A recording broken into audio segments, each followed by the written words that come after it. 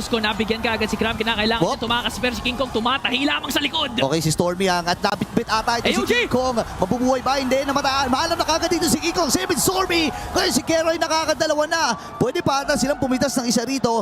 Napabayaan sa itaas itong si Innocent. Pero ang SRG ay liliko muna doon sa kanilang mga farm. Pwede pa lumaban si Super Prince, ha? Super Friends, sinuzone out dito si Kais habang transition ng Onyx Philippines sa pagkuha ng mid lane turret. Si Kais, kakayanan nga ba niya ang bala ng mga Kelra? Kelra, dalisay na naman, finlat yung gulong. Tumama yung SOD coming in from Super Friends. Si Super Friends saka SOD, pinasok niya si Innocent! At binigyan si Innocent, tsaka si Cram nagwawala na ngayon si Super Friends! Men, kung ano lang kinukuha ni Super Prince dito, pero gumagana eh. Pre, the last time na nakita ko na kumuha ng SOD ang isang Valentina, teka lang, nakatakas lane.